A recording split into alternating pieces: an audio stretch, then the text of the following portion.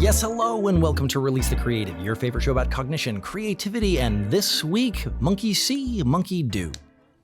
Playground taunts from a different age. Yeah, you know, I have children, you have children, and I will say that the playground taunts did not, like, I remember them being more sophisticated when we were children. Like, times got more sophisticated, and the insults just got lame. I'm not really up to date on modern children taunts, so I can't really compare. You know, I can't even think of one at the moment, but like my kids would come home and say things and I'd be like, don't say that. That's embarrassing. And I'd like to think that when I was a third grader that my insults were slightly more sophisticated, but that's probably not true. It's probably just memory. Yeah. Yeah, they felt really, really edgy. Although I will say that in third grade, I tried to start it was the day of like New Kids on the Block and Marky Mark and the Funky Bunch and Vanilla Ice and such. And I wanted to be a white rapper. Why not? So I started a kind of like a battle rap group. Okay. In Seattle, well, Puyallup, Washington, on the playground. This story doesn't get any better. It's not going anywhere, really. I just felt that for my own embarrassment, that this should be something the world knows. Who joined? Did you get a crew going? There was four of us. Tony, Daniel, Amit, and myself. And we like wrote, I guess what would be called really clunky poems, and would sit on the playground like reciting them at each other, really angsty. Were you going more for Backstreet Boys or Beastie Boys? Like, what was the No, neither, because like Backstreet wasn't happened yet, and Beastie was. We really were going for more Marky Mark meets Vanilla Ice, because that was our exemplars of the day. The Wahlberg brothers, man. It was, New Kids on the Block. And apparently I was wasting my time at recess because I don't have any stories like that. Yeah, no, we were really, really lame. I'm not like, and for the record, we all kind of knew that at the time. This isn't retrospect. We're like, oh my gosh. At the time, we were working on figuring out how to gain cred because we knew we had none. So here's a question for you. Sure. How happy are you that YouTube didn't exist then? Oh, dear God. I don't even want to think about, like, when I think about the world that my children are growing up in, I show people the picture of you and me when I'm a foot shorter than you. Yeah. And you're wearing a Star Trek uniform and I'm wearing like a t-shirt with a Star Trek like logo on it. And it's like, I'm glad that that's the extent of the evidence of me being 14. Not a lot, yeah. There is maybe, because pictures were expensive, and there's maybe a dozen pictures of me at the age of 14 or 15. My daughters have so much crap. Yeah. I mean, my dad is a photographer, and so there are literally thousands of photos of me. Yeah. But they're all in a filing cabinet in his basement. If you go on Facebook, I've uploaded like 3 of them, you know. No, and it's interesting. This a day and age of everything is digitized instantly. And once it's on the internet, it's funny. If you want to find it, it's probably gone. If you want it gone, it is everywhere. Depends on how interesting it is. And once it's on the internet, like it's pretty much impossible to get down. Yeah, well, especially with the archive sites and yeah. No, and what's sad about that? I had a couple of my first company was 20 years ago called Especially Neat Productions, and we had a website that was truly awful. And whatever you do, don't go to the Wayback Machine and look up Especially Neat Productions because it's embarrassing.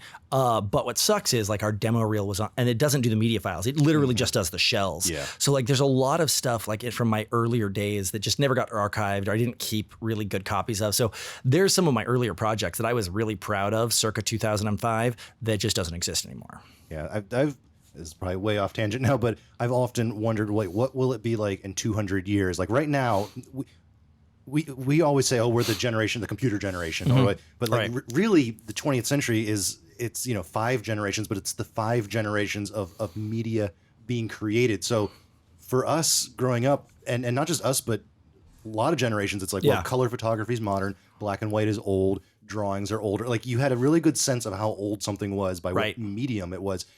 What is it? Pixel count. What is it going to be like? Yeah, you'll always be able to tell, but what's it going to be like when you're going to be able to say, hey, computer, show me the 5th birthday party of my great grandmother, and it'll just pop up and you'll be able to watch it. Right. And like that is like people of the past can't comprehend how we fly in airplanes. Right. Like it's hard for me to imagine what that future is going to be like where the internet and media is not so closely linked to time. Well, and I mean, if you think about it this way, like even in our youth, this isn't that far.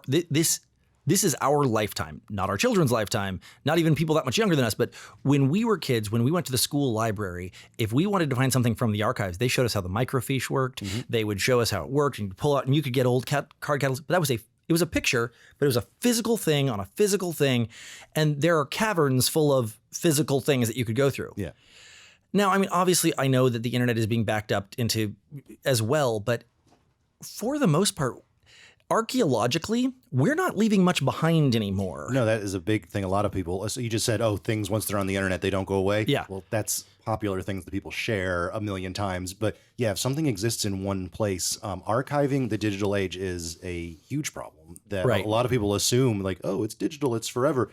But yeah, actually storing media for like hard drives die and oh, it's 20 years. And like from our perspective, that's a long time. Right. But if you're talking about a century ago, a century from now, how many hard drives are going to be left? Yeah. None that are current. It's only what was thought Copied. to be copied and copied again and again. Right. And some things will be, but how much of it won't be? Right. And I mean, again, so I'm on TikTok. We talk about that almost every episode, and there's a couple of TikTok archaeologists that are amazing. And I'm not even being pseudoscience. I'm dead serious. They talk about the scientific process and they'll go back and they'll debunk the aliens things and the different myths. And they go through and they talk about all of the processes of the centuries old and things. As of about the 1980s, everything becomes binary and it's from magnetic tape to CDs to like magnetic tape obviously starts to flake and quickly demagnetize. And you're like, oh, CDs, it's plastic. Plastic lasts 1,000 years. You know what doesn't though? Is the glue that binds it together. So even CDs within about 30 years are just not going to work anymore. And that's particularly homemade ones. Like a Disney pressed movie is going to be of a higher quality than the one you put in your PC in 1998 to burn. Like if you have something from the 90s sitting on the shelf, it may already not work anymore. No, and what's in the world of so this is the worst lizard people conspiracy theory in the mankind. So we're talking about the dark ages where nothing happened. Maybe nothing didn't happen. Maybe just all the records were lost. It was all digitized. It was all digitized and lost, and we had to start back over in the Renaissance when basically the internet of 400 to 1400 just went away. What we call the first computers of the 19th century were like looms. They were like weaving machines that had cards. And stuff like it. It is extremely possible that someone in the year 1400 developed such a thing. No, and I mean, what's really interesting, and I talk about this in my book a little bit, of just in our lifetime, again, 35, 38, 40, you just turned 40. So like, let's call it 40 years. Yeah. In our lifetimes of 40 years, we have seen the archival of information completely change. And better yet, we have seen the understanding of it. Like Egyptology has changed significantly in the last 40 years. Lots of different antiquity and archaeological understandings have changed significantly. Things that happened a long, long time ago, we understand better now because of carbon dating, more technology. We are updating our understanding of things that happened long ago constantly. So what will we understand tomorrow, and what will we have to archive that? Yeah, humanity has a very short memory, really. It's what the one generation remembers, and what gets passed on is kind of just a game of telephone. It more or less. So, which brings us to our kind of joking topic today of monkey see, monkey do, is that we have hit this kind of exponential. You and I talked about this a few weeks ago. Might have been months ago, actually, frankly, but about how you can tell. Once AI becomes truly set, like if you look at the recursive, the recycle rate of technology and how fast and exponential, once AI takes over, recreating the progress of the last 40 years will take like 4 months, and then 4 minutes, and then 4 seconds, and then it's kind of over. That's not the conspiracy theory we're talking about today. What we are talking about is that all of these different organizations, Facebook, YouTube, are developing new ways of communicating and new ways of archiving and new ways of talking and new ways of communicating every day. They're coming up with new things, and they're being really, really innovative. They're being really, really cool. Mark Zuckerberg, 2007, I think, 2006, 2007, Facebook. Mid 2000s, Tom and MySpace before that, and we have all of these communications, these IT companies, and they're coming up with these new ways. And right now, for the purpose of this conversation, we'll just talk social media. We have Pinterest, we have Pinterest, we have Facebook, we have TikTok, we have Reddit, we have all of these things, and LinkedIn is really big, Instagram is really big. And what's interesting to me is that with a wide blue ocean of ideas and opportunities, the minute one of them does anything, all of the rest of them have to do a cheap-ass carbon copy of it while not doing their own thing any better. Like, the one that really annoyed me, so I was on LinkedIn really heavily for a long time. So a lot of people know that. I've kind of backed off of late because I've been more on TikTok. But they were all excited to announce, LinkedIn stories now. Well, because Facebook had stories, which was a copy of Instagram stories after they bought, which was a copy of Snapchat, right? Which was a copy of Snapchat. So Snapchat did it, Instagram did it to copy, Facebook then bought and did it to copy, and then LinkedIn's doing it. When, as someone who was using LinkedIn every single day, LinkedIn had a lot of flaws when they clearly took some team off of a problem that needed fixing so that grown-ass business adults could replicate Snapchat, which no one was asking for. Well, it's interesting some of this comes from trends and basically, for those who don't know, the internet started as a way for internet for free for all is what I'm getting at. Is if you wanted to write your own blog, well, write it. If you wanted to put up you had to kind of almost create everything from scratch. Yeah. And then it became more. So what do we have? What was it? MySpace was first. But then Friendster and there was a couple, but even those were very highly customizable. Facebook is, I'm sure not the first, but the first one I remember. There was AOL, but so AOL and Facebook were very much here's the toy, play with the toy. We built it, you play with it, and it's not as customizable. It's what they call a walled garden, right? And then that kind of I had 4 different GeoCities sites, just so we're super clear. One for my poetry, one for my Dragon Ball Z tribute page, because. Again, I had 4 different GeoCities pages and they were just, it was just a place to put anything you wanted on the internet. Yeah, and then it's like, well, Facebook, here's your bucket. Put your stuff in your bucket. Here's your Kirk bucket. Right. And then apps and like everything is that way now, and it becomes less of it's an arms race because you just said you spend more time on TikTok than LinkedIn now. Right. There's only so many hours in a day. Only so many hours, and they know that if they are attracting someone away from something else, that other one loses. It's like, yes, we still have all those old social media accounts, but if you don't log in, that doesn't do them any good. Right. And so I still have a MySpace account. I couldn't log in to save my life. I guess what your password was in No, because 1995. I know it doesn't work anymore, and I don't have access to the email address because, as I already mentioned, it was kirk@especiallyneat.com, and that company, that server, no longer. I couldn't get it if I wanted to. I have some things linked to my old business, my first video production business, and can't get into They're those gone anymore, forever or and attached to your school email. But I had a point with all of this. Oh, my point was, what is weird here is that Facebook started with college kids. Yes. And then it grew, and then it became parents and then grandparents. And then young people started being like, hey, Facebook isn't cool because whenever I do anything, grandma asks me about it. And, and it's like... For the record, I'm almost 40, and my mom still asks me about things. I'm like, Mom! Yeah. And so younger generation started being like, all right, I don't want my life being on Facebook where my family's going to like see everything I do, because, you're a teenager, right? Or, you don't want your extended family seeing everything you do. So Snapchat rose in response to that, where the point was destructive media, immediate and gone and ethereal. So here's what's going on right now. Your friends can see it, and then it's gone. And if somebody looks next Thursday, they are out of luck. Right. And it's 24 hours. Yep. That was kind of the dichotomy between like perfectly preserved, the Google, Facebook world of we know everything about your DNA down to the sole of your shoe. And then Snapchat was the opposite. Right. But then Snapchat got popular.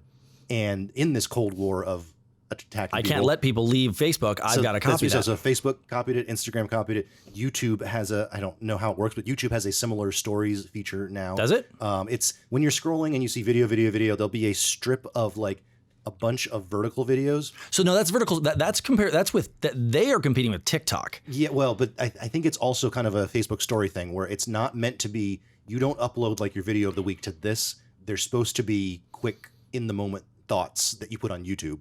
Right. So it's a similar idea of oh, you don't like how we archive everything? Here's this place where it's and that's what Facebook Stories is. Here's a place where it goes away. But you're right. It's a peanut butter and mayonnaise situation. Oh gosh.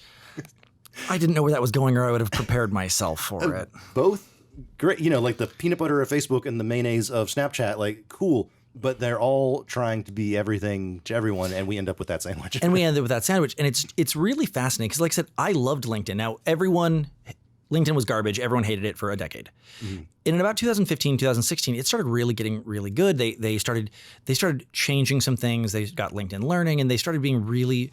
But even they started getting so monkey see, monkey do. Well, we have video now, which for the record really was awesome for me. And then we're like, well, now we do live. We can do live video, but not everyone. Only some people can do live video.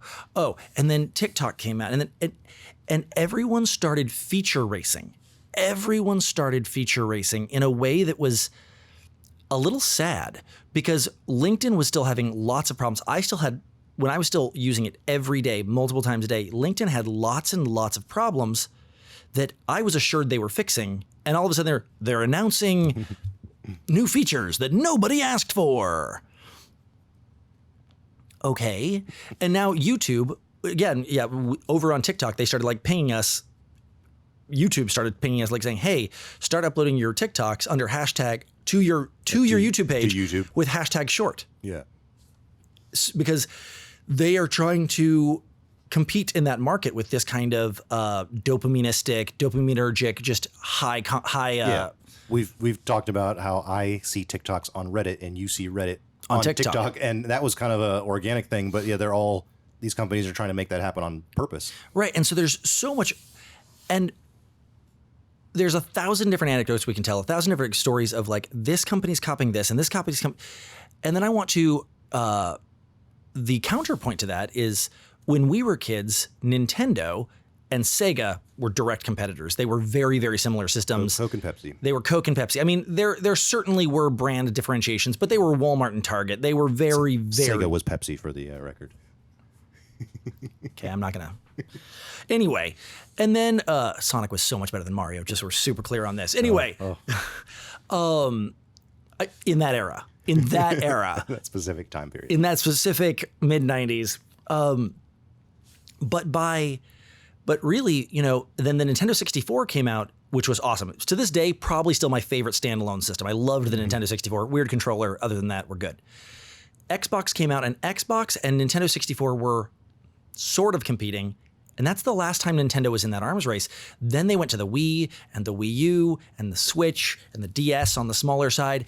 And Nintendo, one of the oldest and biggest of the companies, stopped playing the game. They're like, congratulations on your uber fast, ultra liquid cooled machine of excess. We're going to be over here with grandma on Wii Golf.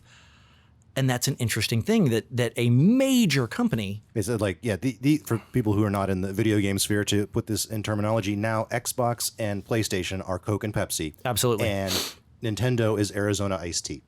They are just not. I mean, it's a beverage, but that's It's popular, and I don't mean to put any sales numbers in there because they're all very successful. Yeah. But in terms of what you're getting, Nintendo has gone its own way, and they're all about unique controls and experiences and particular IP properties. Right. I own a Switch because I play Mario games, and that's all there is to it. I can't get that anywhere else. And with the exception of Mario and and Zelda, Mario and Zelda, which are two of their oldest properties. With the exception of those, they've really gone this I'm throwing no shade. They've gone this really, a Wii avatar is super simple. It's not, they haven't gone ultra high graphic. They've gone very simple. And it's, we talk about it again in the book, in my book, I talk about Gunpei Yokoi. And he was like, everything needs to serve the game. We don't need overpowered processors and overpowered tech. All we need is something that'll serve the game. So with Nintendo, the game is the winner. With PlayStation and Xbox, the experience. And they're competing on specs. Who can provide a better experience? Where Nintendo's over here is we're a gaming company. Who can make a better game. It's the game wins. And so it's two different things. On one side, we have all these companies, or actually on both sides, we have Xbox and Nintendo cutting each other's, Xbox and PlayStation beating each other over the head on specs and market. What game has it? What exclusivity? What property they have? And over here on, LinkedIn and all these social medias, who has what feature and what? And then you have these kind of standalones that are saying, we're doing our own thing. And it's an interesting, there's an interesting, not necessarily lesson to be learned, but observation to be made of who's right. Should we allow our competitors to just run off and seize unseized ocean?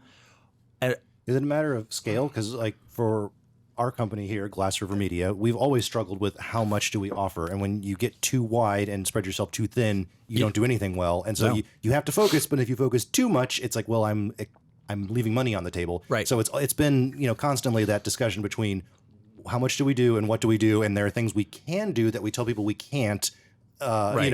Where's we that have the line? equipment and the know-how. And yeah. so that's always been a discussion for us personally here.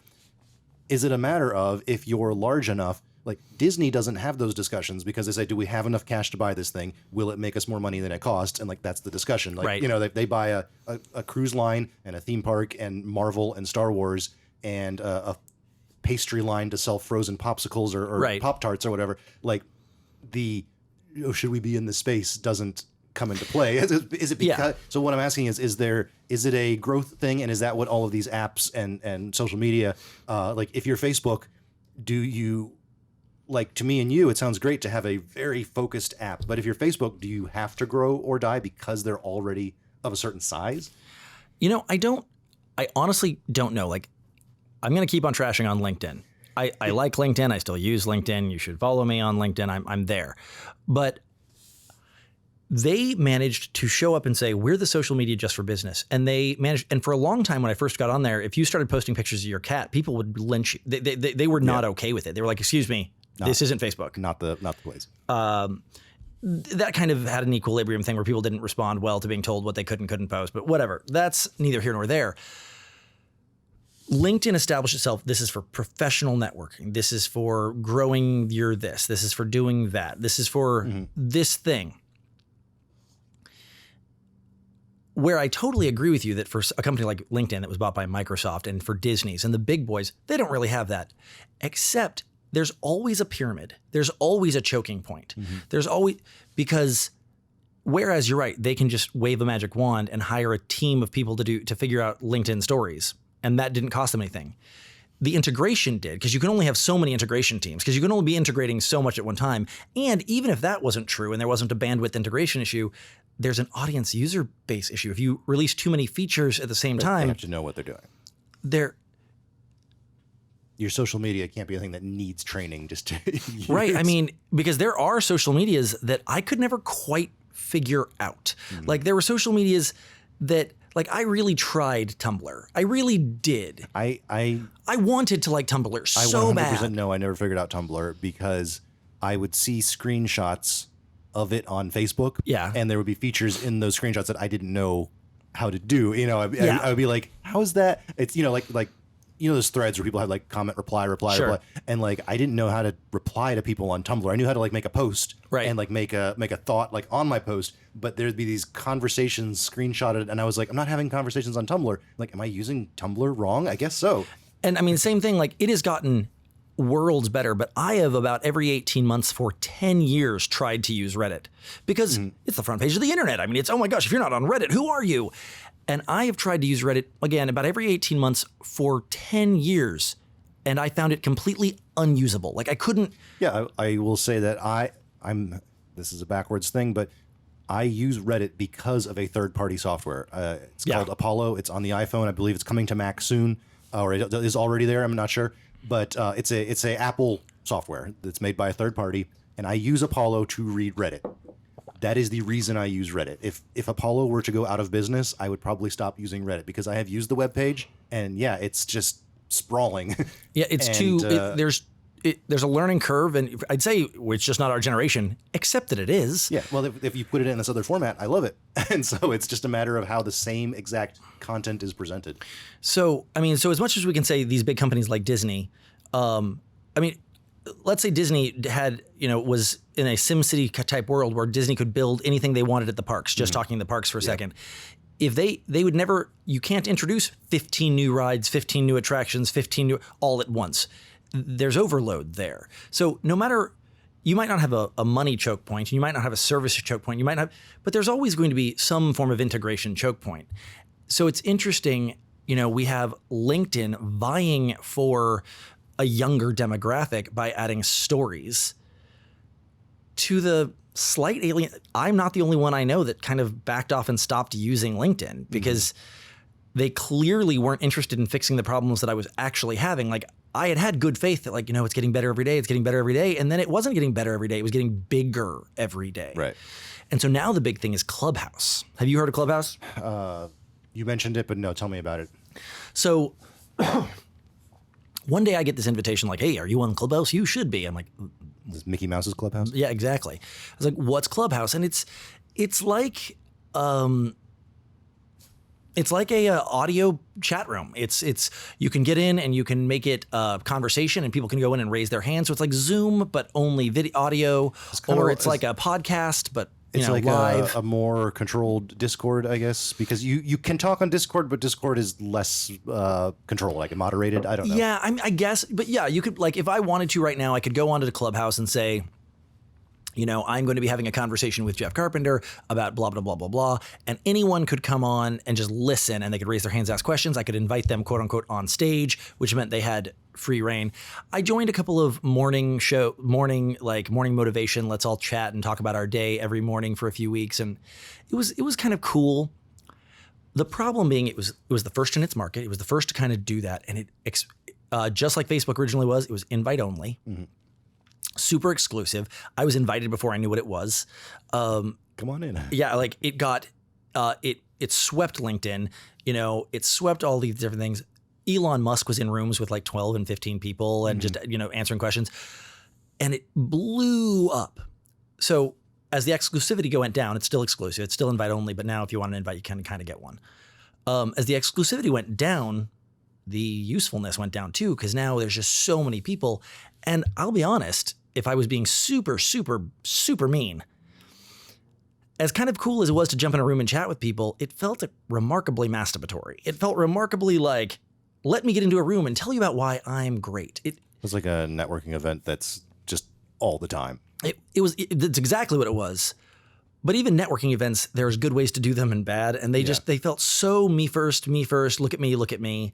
And I reached out to some people that I really trust in the industry. And I was like, hey, am I doing Clubhouse wrong? And they're like, we are either uninterested or ambivalent or unsure. Like a lot of the small to middle players are finding various, real success. But the bigger players that I've talked to, it's a toy. So I haven't seen this or used it, but my impression is that it sounds like it's kind of going down the middle between Twitter and a TED Talk. That's exact.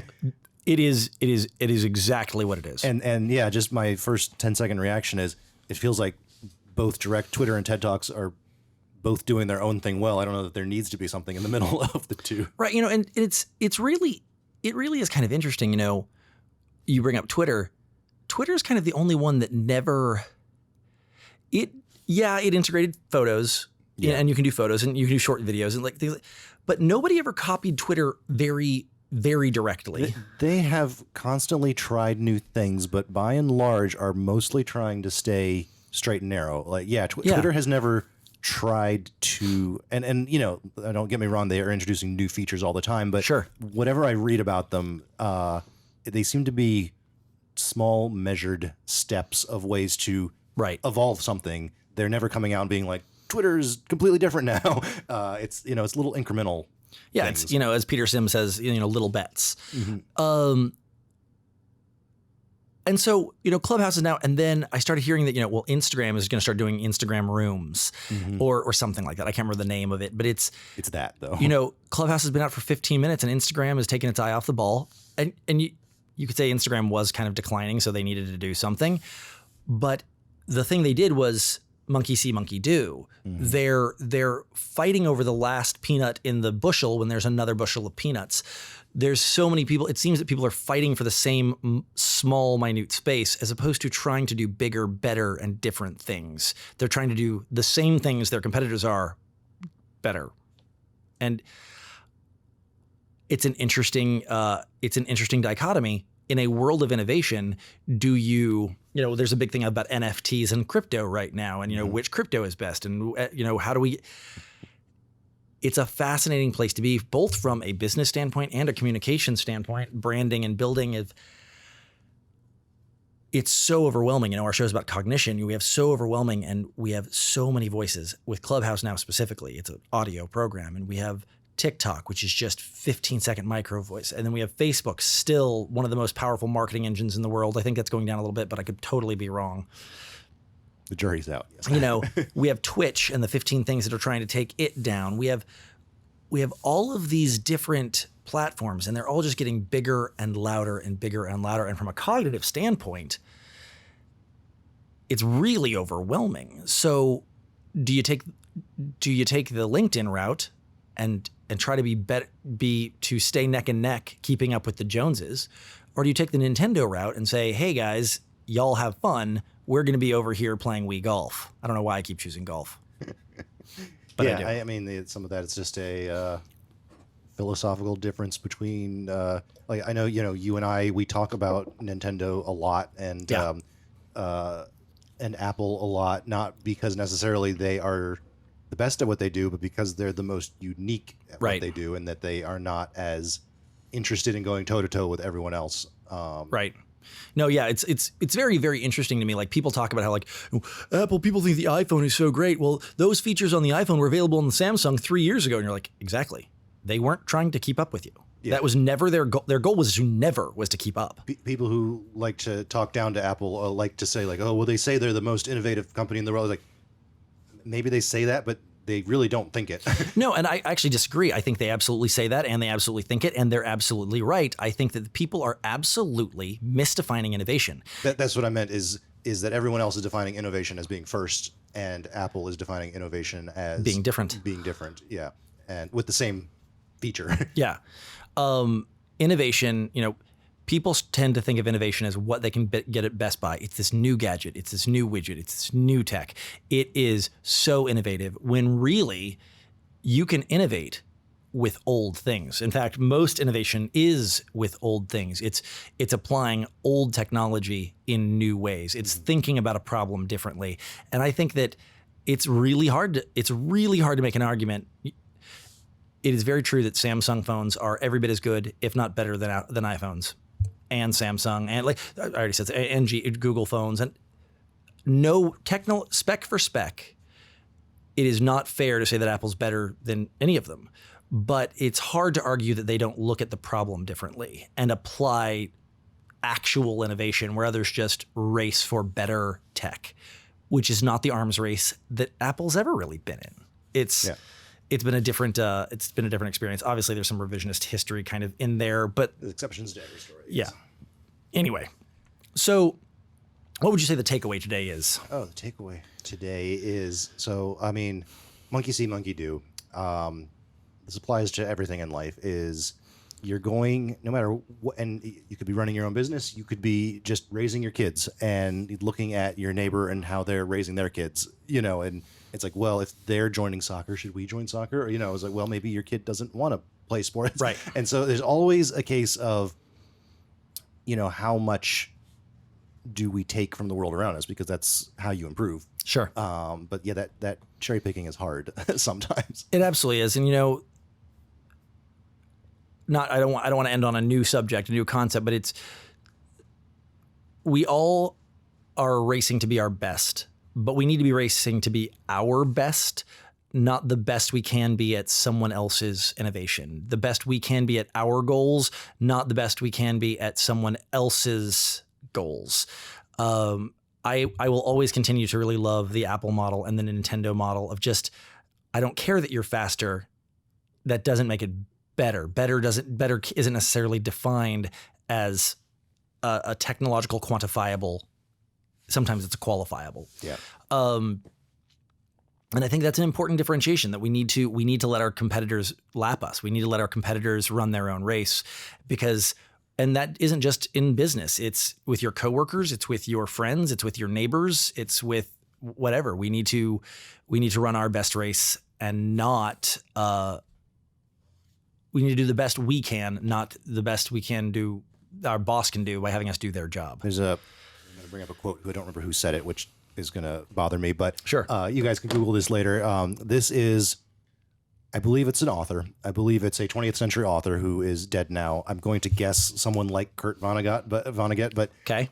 I could be wrong. It's going to be someone of that ilk. Someone in the the story was when this person was young, they were I don't know any of the story. They were somewhere and an adult, they were like a teenager, and the adult asked them, do you play a sport? It was like soccer or something. And said, do you play this sport? And his answer was, oh, well, not really. I mean, yes, but I'm not very good.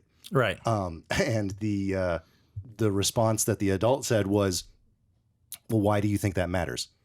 And the quote centers around this now elderly author talking about how that affected him for the rest of his life, saying that the idea that we have to be the best at something being the only reason to do it is toxic. Absolutely. And so he told that story as a way that he said that question changed my life.